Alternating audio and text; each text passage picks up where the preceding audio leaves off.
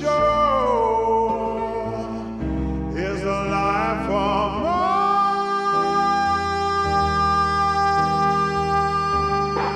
When do you see man go into some other body other than the moon?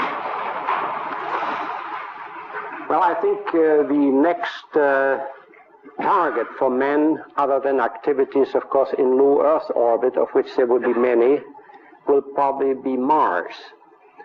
We have learned a great deal about the planet Mars during the last 2 years, particularly through Mariner 9, which mapped the planet Mars thoroughly and discovered a few geological phenomena on Mars that nobody had expected.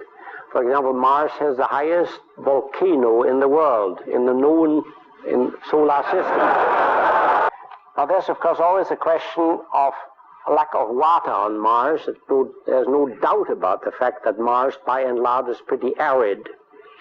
But the combination of volcanic heat and, of course, also water vapor exuded by volcanic eruptions makes it entirely possible that there are oases on Mars where the environment is quite different from the average. You wouldn't expect by looking at the Sahara Desert that there could be oases with palm trees, for instance. And it is for this reason that many people believe that the likelihood of finding even some not very higher forms of life, but at least some higher forms of vegetation on Mars is quite good. Women's Lib will see to it that,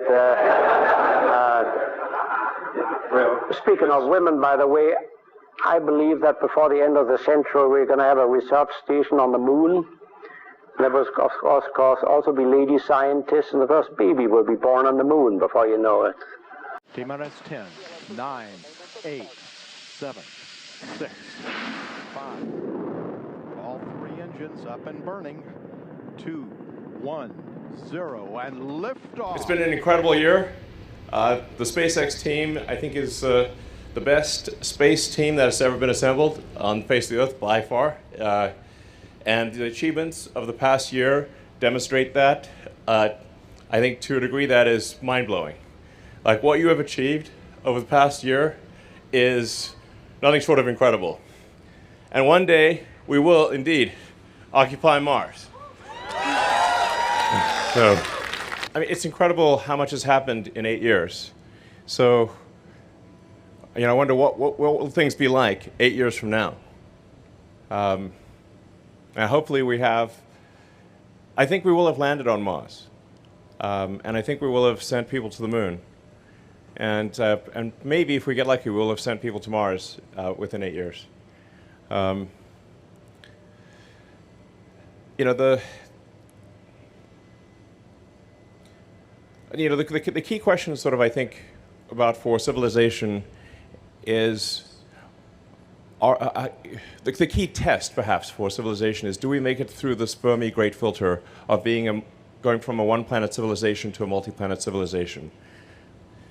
And if we do become a multi-planet civilization, we may go out there to other star systems and discover many long-dead one-planet civilizations. And we don't want to be one of them. That's lame. We don't want to be one of those lame one-planet civilizations. But I think we should always regard civilization as fragile, as not something that, not a situation where there is an inevitable upward trajectory. I mean, I read a lot about history, and if you read history, you see that civilizations are anything but permanent. That many civilizations have risen and fallen over the years, over the centuries and millennia. And eventually the sun will expand, boil the oceans, and destroy all life on Earth.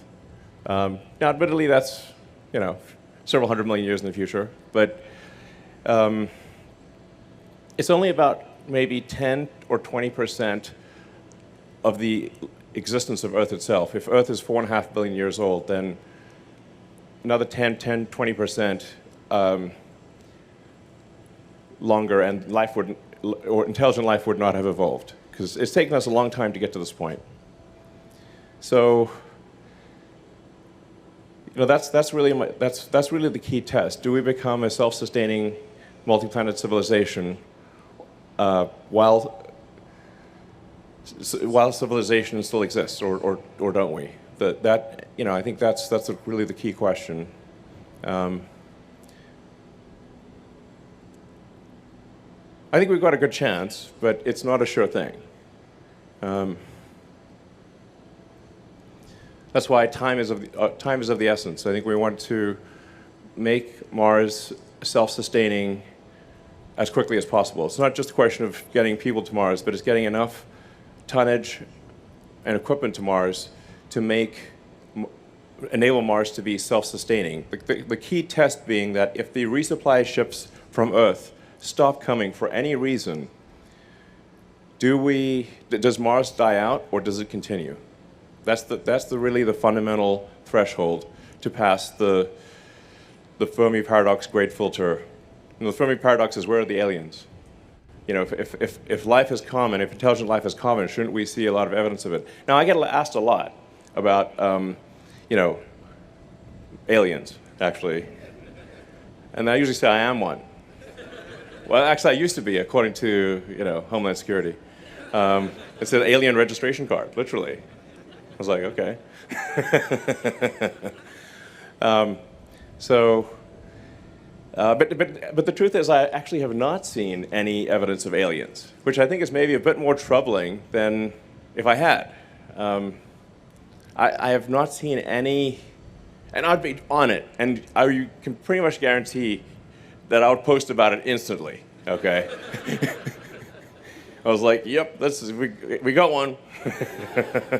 This is a spaceship for sure. But I have not seen anything.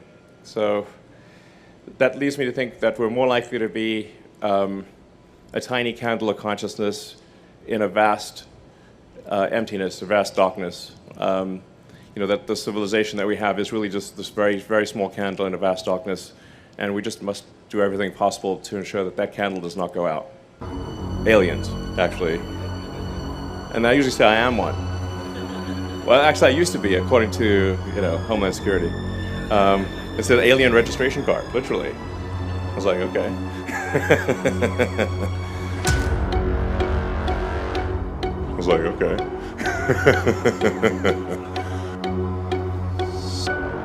Aliens, actually. And I usually say I am one. I was like, okay.